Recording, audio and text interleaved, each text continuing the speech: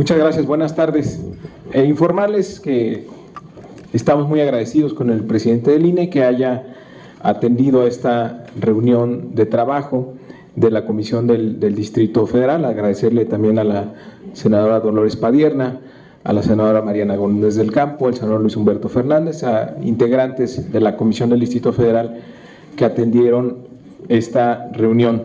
Bueno, el motivo de la reunión fue conversar, intercambiar puntos de vista con el presidente del instituto, pues de muchos detalles que tendrán que resolverse en la convocatoria que deberá emitir el Instituto Nacional Electoral para la elección que tendremos del constituyente de la Ciudad de México el próximo 5 de junio. Entonces teníamos muchas dudas que se han aclarado. Sabemos también que el instituto está en un proceso de toma de decisiones, de análisis de algunas cuestiones que no son fáciles de resolver porque es una elección inédita. Entonces, sabemos que hay todavía un proceso de discusión al interior del instituto, somos respetuosos del mismo y sabemos que la información que aquí daremos pues tiene carácter preliminar. Pero, por ejemplo, hemos hablado del tema de las candidaturas independientes, cuáles son los requisitos, cuáles son los plazos que deben atenderse. Hemos pedido al instituto que dé el mayor tiempo posible para que los ciudadanos puedan juntar las firmas e inscribirse. ¿Cuáles van a ser los periodos de precampaña y campaña? ¿En qué va a consistir en esta ocasión la precampaña? ¿Cómo se van a determinar los topes de gastos de campaña? Hemos pedido también que considere el instituto pues la suspensión de la propaganda gubernamental en la época de la campaña para que no interfiera en el resultado. ¿Cómo va a ser los accesos a los medios, a los tiempos públicos de los medios de comunicación? Le hemos pedido, insistido al instituto que tenga en esta convocatoria reglas de paridad de género. También pues que se organicen debates, foros de discusión, que se exija a los partidos que registren una plataforma, que sepan los ciudadanos, que se enteren durante las campañas qué es lo que están proponiendo los distintos partidos. También cómo va a ser la ubicación, la integración de las casillas, el material electoral, las reglas de la jornada electoral, cómo se va a sancionar en caso de un delito electoral. En este caso no tenemos a candidatos, tenemos un listado, tenemos los partidos, son los que compiten. Entonces, el caso de una infracción, de un delito por parte de un candidato, ¿cómo se va a sancionar? También hemos pedido que hagan un gran esfuerzo de transparencia, de fiscalización, que no se permita, pues lo que hemos visto desafortunadamente en el pasado, pues muchos vicios, intervenciones indebidas que dan lugar a delitos electorales. Le hemos pedido al instituto que cuide mucho la legalidad de esta elección porque representa mucho para la ciudad. Es la elección del constituyente de la ciudad y no quisiéramos que algunos incidentes en la jornada electoral o alguna inequidad en la convocatoria pudiera deslegitimar este esfuerzo que se está pidiendo a la ciudadanía. También un esfuerzo importante que estamos pidiendo es de austeridad. El hecho de que esto vaya a representar un gasto excesivo, si la gente lo percibe así, pues entonces va a deslegitimar todo el proceso. Queremos que haya un esfuerzo muy serio de austeridad, de irse a lo indispensable, pero también que garantice la posibilidad de difusión de este ejercicio. Les doy algunas fechas que nos ha compartido el instituto como carácter preliminar que les puede interesar.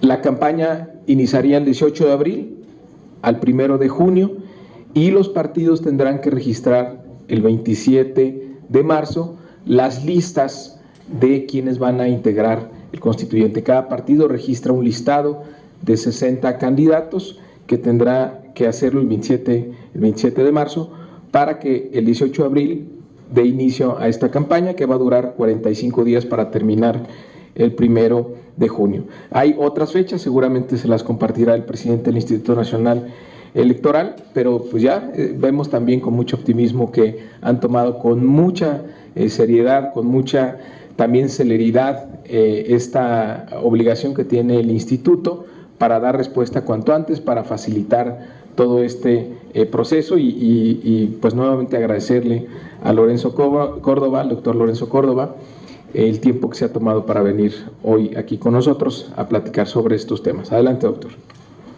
Muchas gracias, senador Delgado. Perdón, senador. Adelante. Perdón, gracias.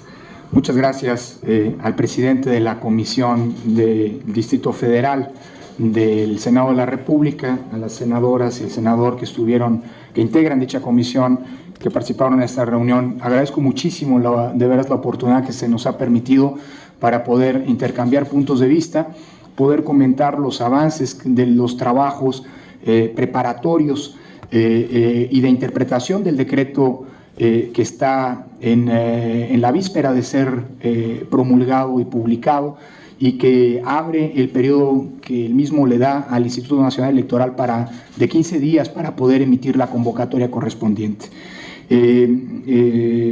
Por supuesto, obvio el agradecimiento por lo que hace a la confianza pues, que se le ha depositado desde la Constitución misma al propio Instituto Nacional Electoral para organizar esta elección, que es inédita, como ya mencionaba el senador Delgado. Para nosotros tener estos espacios es particularmente importante para poder retroalimentarnos en lo que tendrá que ser una decisión del Consejo General del INE, así lo mandata la Constitución, pero que por supuesto no puede ser obviar, digamos, la necesidad de una interlocución con los actores políticos relevantes y en particular en este caso de la Comisión del Distrito Federal del Senado de la República. Efectivamente, como mencionaba el senador Delgado, desde hace ya varias semanas, desde que tuvimos claridad, digamos, del decreto que estaba en vías de aprobarse en las legislaturas de los estados, comenzamos a un ejercicio, un complejo ejercicio de interpretación del propio decreto, que coloca al INE en una circunstancia inédita que estamos pretendiendo asumir con la máxima responsabilidad, y es el hecho de que el decreto mismo establece que son los acuerdos generales que tome el Instituto Nacional Electoral los que normarán este proceso electoral, inédito también por el hecho de que se elige por primera vez una asamblea constituyente de un estado en los tiempos recientes.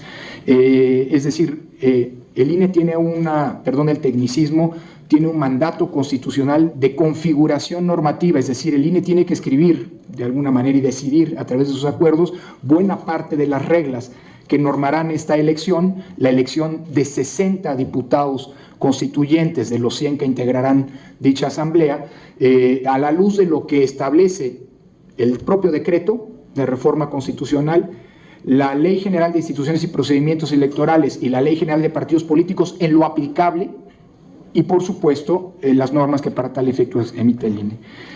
Creo que complementando lo que decía el senador Delgado en relación con las fechas, entendiendo que mañana el presidente de la República realizará el decreto de la reforma constitucional y que el mismo será publicado en los momentos inmediatos a dicha promulgación,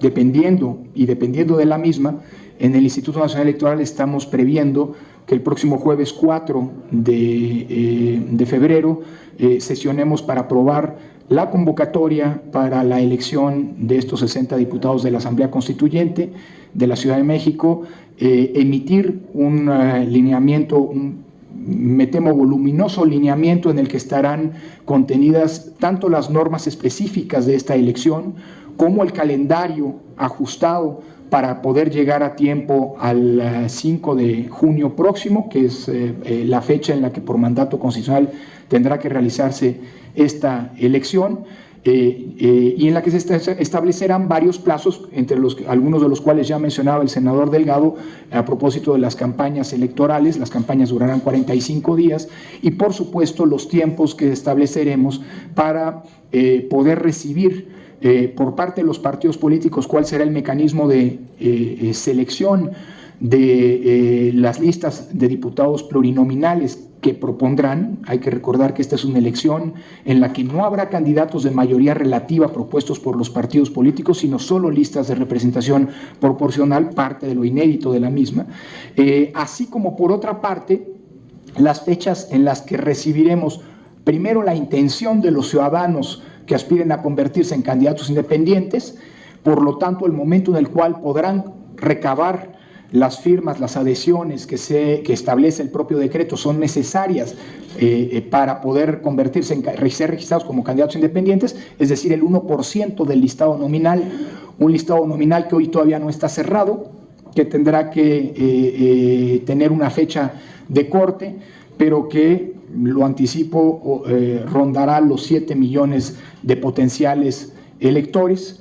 Las fechas en las que tendrán que entregarse ante el Instituto Nacional Electoral las bases documentales de los soportes de esas adhesiones, las fechas en las que el INE tendrá que declarar la validez y registrar dichas candidaturas y, por supuesto, las fechas del proselitismo electoral, entre muchas otras periodos mucho más puntuales que los propios lineamientos establecerán.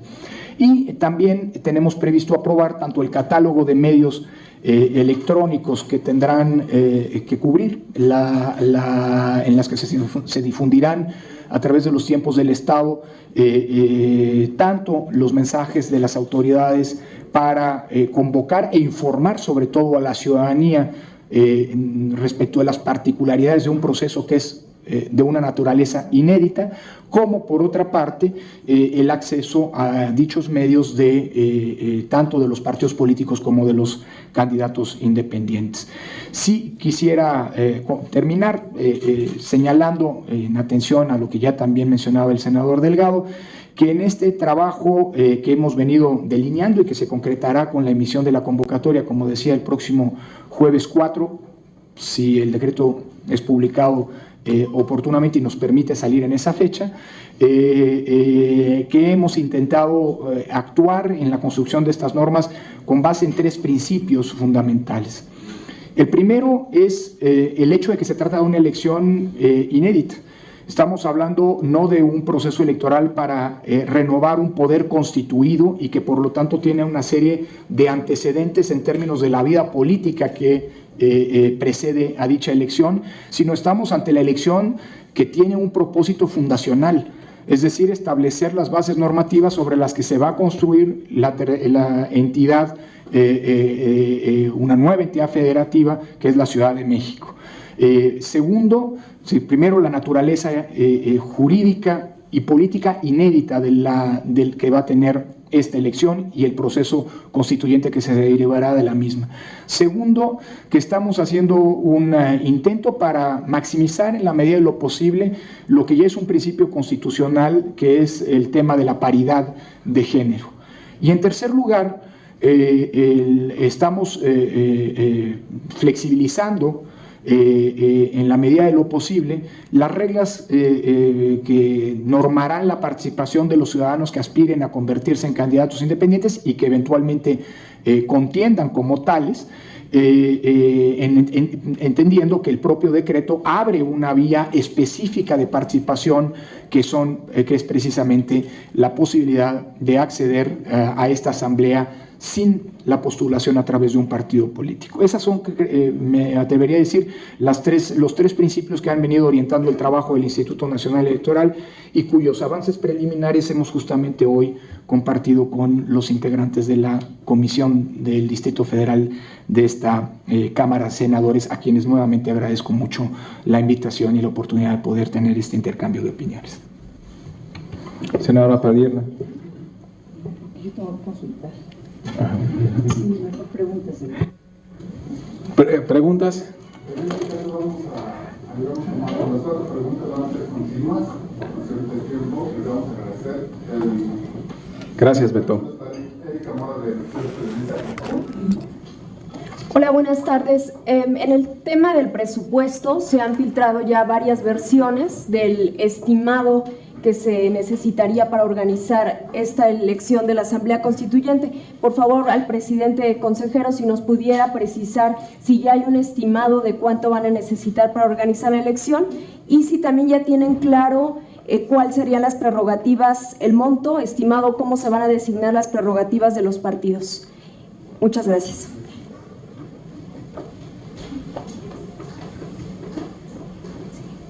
Roberto José Pacheco de... Sí, buenas tardes.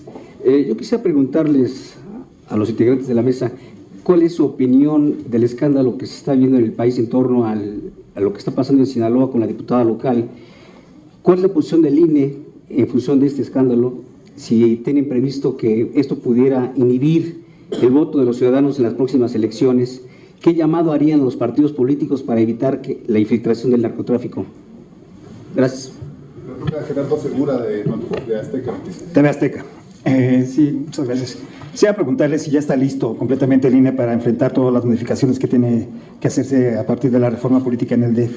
Y otra cuestión, si usted me lo permite, ofreciendo la posibilidad y que está usted aquí en... Perdóname, no te entendí, no te alcancé a escuchar, perdóname. Si ya está listo pregunta. Completamente el INE para enfrentar las modificaciones que se tienen que hacer a partir de la reforma política. O sea, hay algo que le preocupe en particular, si no se ven presionados por los tiempos.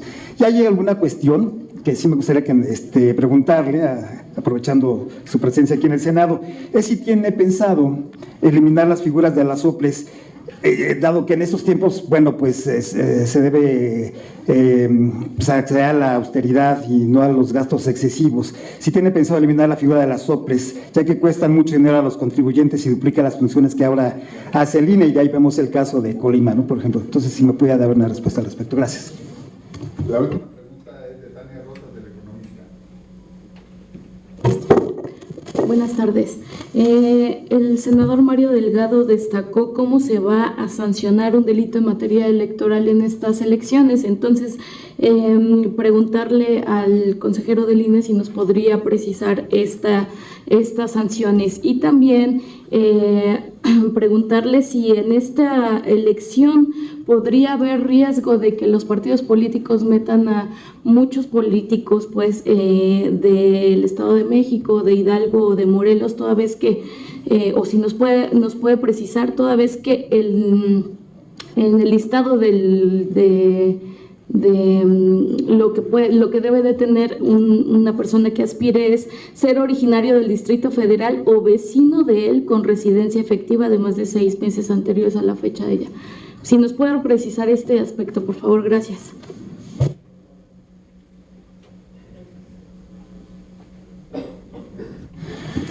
Muchas gracias, senadores, con su permiso. Voy, si no tiene inconveniente, en el orden que se planteaba. A la pregunta de Erika respecto de los montos, todavía no tenemos, queremos ser muy responsables en este punto. No hay todavía una cifra definida. Lo que estamos haciendo es un ejercicio de contención en términos de los costos de un presupuesto que no estaba previsto en el presupuesto que la Cámara de Diputados aprobó para el Instituto Nacional Electoral. Quiero poner sobre la mesa o enfatizar un punto.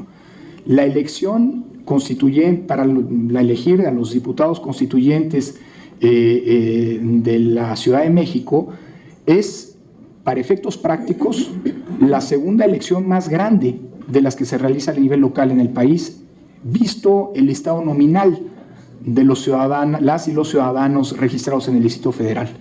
La elección local más grande es la del Estado de México, la que le sigue es la del Distrito Federal, y después viene Veracruz y sucesivamente.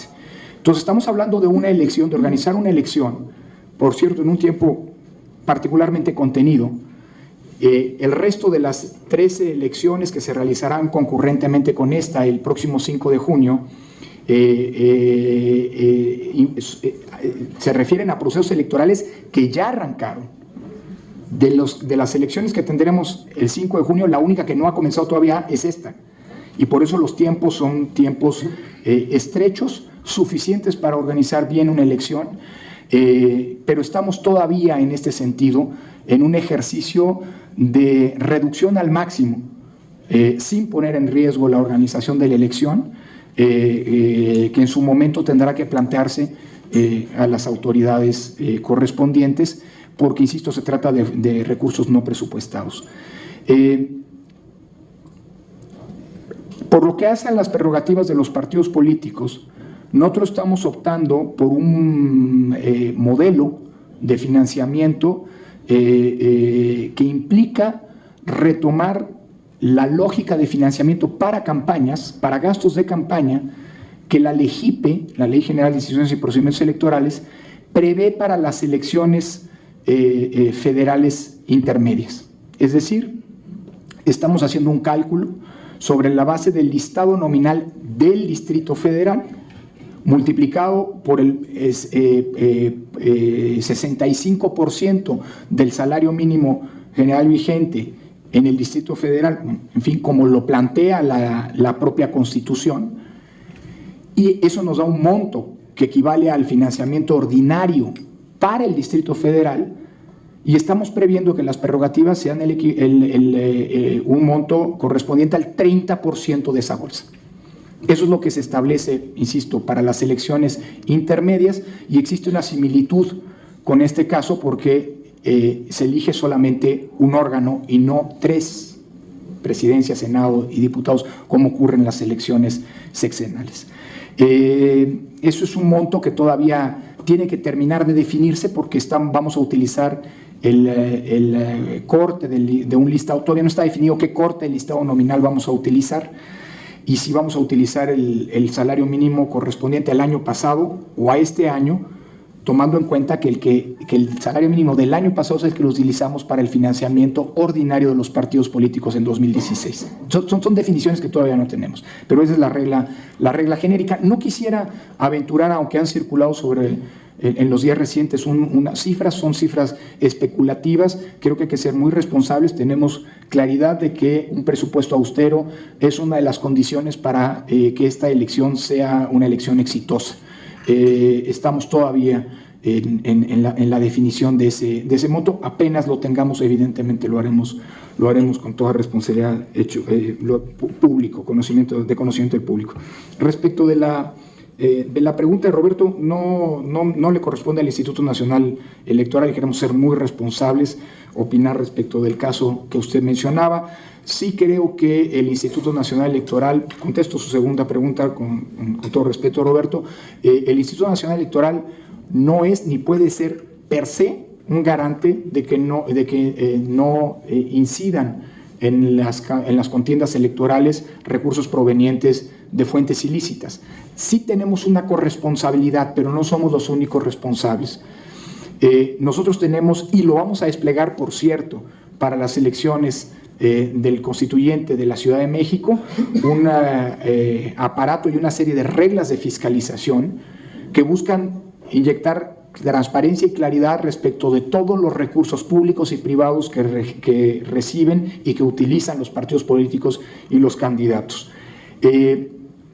Esto no es necesariamente una garantía de que no irrumpan recursos de fuentes ilícitas, por lo que hemos venido desplegando, y lo haremos en los futuros procesos electorales, una colaboración muy cercana con otras instituciones como el Banco de México, como la Unidad de Inteligencia Financiera, con la Comisión Nacional Bancaria y de Valores, que nos permitan, ahí sí, como parte articulada de un conjunto de órganos del Estado, procurar el blindaje en términos financieros de los procesos electorales, y lo vamos a hacer también para el de la Ciudad de México, como decía.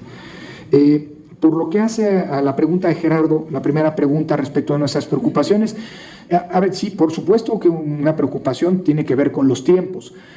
Nosotros podemos detonar el proceso electoral del constituyente de la Ciudad de México hasta que el decreto de reforma constitucional haya sido publicado. Estamos muy atentos y en contacto permanente con las instancias federales, con el Ejecutivo Federal, para poder tener claridad de cuándo ocurrirá, por un lado, la promulgación, que como ustedes saben tendrá lugar el día de mañana a las 12:30 en Palacio Nacional, y la publicación en el Diario Oficial, porque nosotros no podemos salir emitiendo la convocatoria sino hasta que esta publicación esté hecha.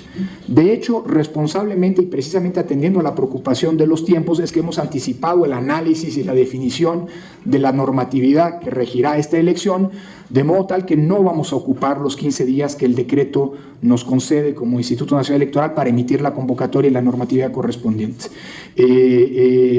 Lo reitero, estamos en la lógica, pero dependemos, insisto, de la promulgación, de poder sesionar, de convocar una sesión el próximo jueves 4, de hoy en 8, ¿no? El próximo jueves 4 de febrero para emitir ese día el decreto y comenzar a arrancar a partir de ese momento el proceso electoral. La otra preocupación tiene que ver pues, con esta atribución inédita de ser una especie de creador o de redactor de las normas que van a regir este proceso, que son normas que, por supuesto, buscan ajustarse en la medida de lo posible a lo que dice la LEGIPE y que son normas conocidas por todos, pero que tienen una buena dosis de novedad, precisamente porque estamos de cara a la elección, de una elección completamente distinta a las que hasta ahora se han venido realizando, es decir, la elección de una asamblea constituyente. Por lo que hace a la pregunta de los soples, los organismos públicos locales electorales son una figura establecida en la Constitución, no le corresponde al Instituto Nacional Electoral otra cosa sino cumplir lo que la ley y la Constitución le mandatan en ese sentido, es decir, por un lado, designar a los consejeros de estos organismos. Vale la pena subrayar que ya se ha designado a la totalidad de los consejeros electorales de las 32 entidades federativas, por un lado, y por otro lado establecer las normas, criterios que rigen la vida de estos organismos y acompañarlos y supervisar su trabajo, en virtud de que, como ustedes saben también, el Instituto tiene la potestad de desahogar procedimientos eventualmente de remoción en caso de que haya alguna falta grave o una violación a los principios que rigen la función, constitucionales que rigen la función electoral. Hay algunos procedimientos que están en curso, se desahogarán puntualmente. Creemos, eso sí, y así hemos venido actuando a lo largo de los últimos meses, que es muy importante el acompañamiento cercano del Instituto Nacional Electoral al trabajo que realicen estos organismos. Así lo estamos haciendo en las 3 elecciones que tendrán lugar este año y que eso implica evidentemente o tiene como propósito robustecer esos soples a esas instituciones y lograr generar la estandarización de criterios y procedimientos en los procesos electorales de todo el país. Esto pasa también, evidentemente, por tratar de concretar un abaratamiento del costo de las propias elecciones. Tal vez un punto que vale la pena mencionar, si ustedes me permiten, es que, porque ha sido objeto de discusión y de interés público en los días recientes, es que hemos entablado contacto con las autoridades del Instituto Electoral del Distrito Federal a propósito de la elección de la Asamblea Constituyente. El Instituto Nacional Electoral no va a ejercer delegación alguna respecto del órgano electoral local, no va a ceder ningún tramo de decisión en la organización de la elección, pero va, y así lo hemos platicado con el órgano local, vamos a establecer toda la coordinación posible y propiciar todo el auxilio, insisto, sin caer en estas dos hipótesis del Instituto Electoral del Distrito Federal, en una coordinación que tendrá que traducirse en su respectivo convenio de colaboración. Más la preocupación es, en estos momentos de austeridad, ¿no cabría también replantearse tal vez en una modificación de una reforma política en el futuro, que no se duplicaran esas funciones y que haya un doble derroche de recursos? Bueno, lo digo también con toda franqueza, soy titular de un órgano del Estado, me toca aplicar las reglas que hoy existen. Las reglas que hoy existen mandatan una colaboración con los organismos públicos locales electorales en los términos que establece la Constitución. Esa es una decisión que le corresponde a otros tomar en este momento. Y si se espera algunos años, ya como académico le diré también lo que me corresponde, no es mi rol en este momento. Bueno, perdón, y finalmente, perdón que me extienda con Tania, la pregunta de Tania, nada más, muy sencillamente, a ver, los delitos electorales están establecidos en la legislación general, la Ley General de Delitos Electorales, son competencia de la Fiscalía Especializada para la Atención de Delitos Electorales, la FEPADE. Por supuesto que esos delitos o los delitos contemplados tipificados en dicha ley tienen una aplicación también para la elección del Distrito Federal. Hay una serie de definiciones que todavía estamos estudiando, como por ejemplo las que tienen que ver con las consecuencias de los rebases de los topes de gasto de campaña por parte de alguno de los contendientes. Pero la idea es que a la brevedad posible podamos tener claridad, porque esto inyecta certeza en este proceso electoral, de todas las consecuencias eventuales de las conductas ilícitas que están previstas en las leyes electorales, tanto en la LEGIPE como en la Ley de Partidos Políticos, como por otro lado, aunque no es competencia nuestra, como decía, en el Código, en la Ley General de Delitos Electorales. Y finalmente, a ver, nosotros estamos interpretando la pregunta específica de ser vecino, ¿no? O sea, a ver, van a poder ser candidatos, atendiendo a lo que dice justamente el propio decreto, lo que tú leías, quienes sean originarios del Distrito Federal, quienes tengan residencia en el Distrito Federal, a eso se refiere el concepto de vecindad, ¿no? Legalmente, o sea, ser vecino del Distrito Federal no quiere decir estar en un estado, radicar en un estado vecino, sino tener la residencia en el Distrito Federal y, como lo mandata también la LEGIPE, contar con la credencial para votar con fotografía con un domicilio en el Distrito Federal. Esta es una condición indispensable tanto para poder votar para elegir a los diputados constituyentes como para poder ser postulado como candidato ya sea independiente, ya sea de partido. Y esto implicará, evidentemente, que el INE abra un periodo para la actualización del padrón electoral y del listado nominal del Distrito Federal, que estamos preventivamente planteando extender hasta el hasta finales de febrero, ¿no? Periodo en el cual tendremos que tomar una campaña intensa para que se actualice la situación registral de los habitantes del Distrito Federal. Un comentario nada más a la pregunta de Tania. Yo creo que la preocupación más bien sería en el caso de los designados. Es decir, ¿qué criterio van a seguir la Cámara de Diputados y la Cámara de Senadores a la hora de designar a los constituyentes? Porque ahí obviamente va a ser legal a quienes decidan, pero creo que debería pues probarse un interés legítimo de aquellos que sean designados con la Ciudad de México. Es decir, que de repente pues no vayan a ver un designado de Chihuahua, de Baja California, que no conozca ni siquiera la ciudad, que vaya simplemente pues a aportar un voto.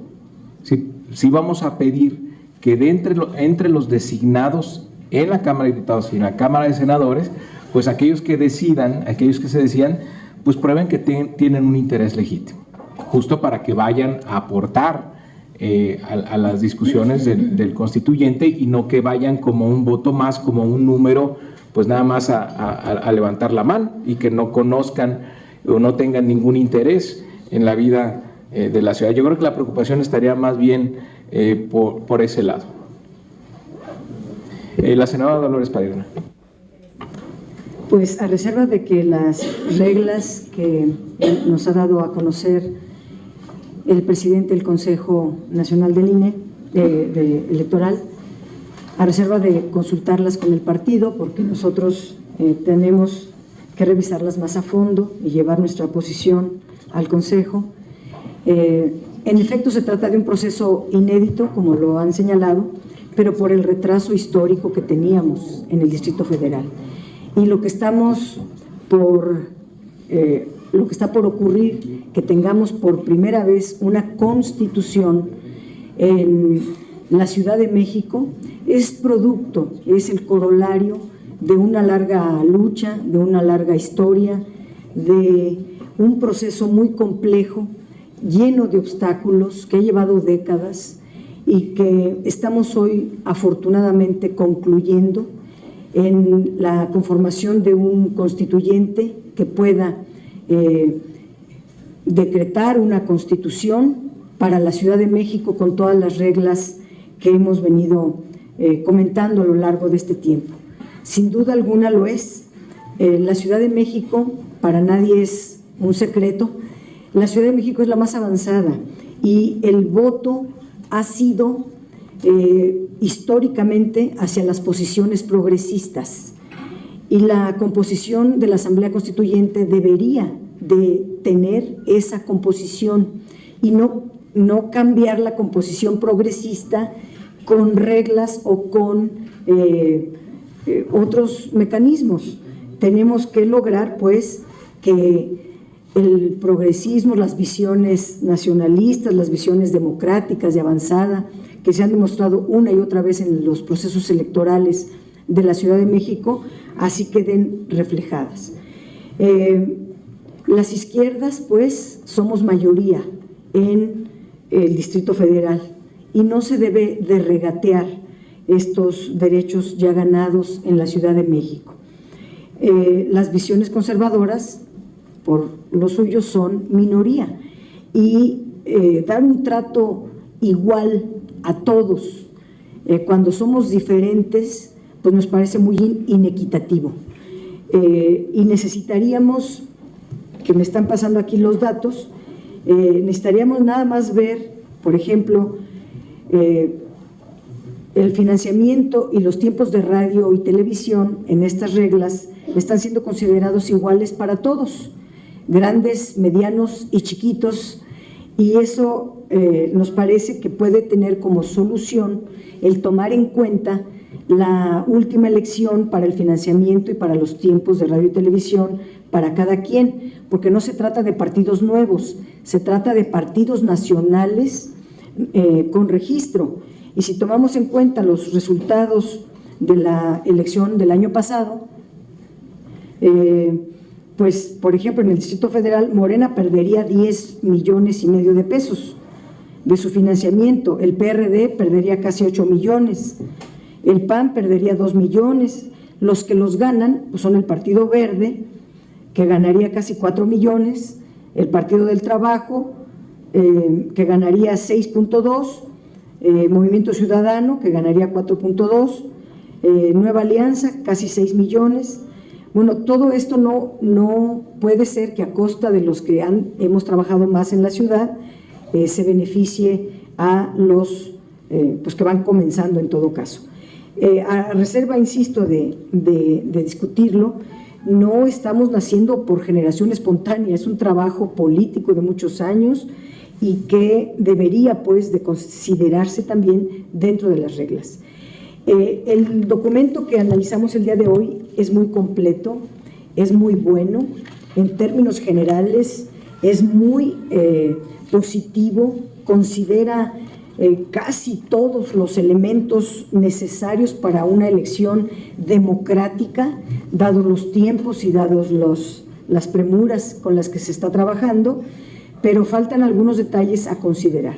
Digamos que en términos generales es un gran documento que queremos agradecer mucho al Instituto Nacional Electoral, que vamos a consultar a nuestro partido y daremos nuestro punto de vista final el próximo jueves, en que nos ha informado el presidente que se va a convocar a sesión de Consejo General para la votación definitiva.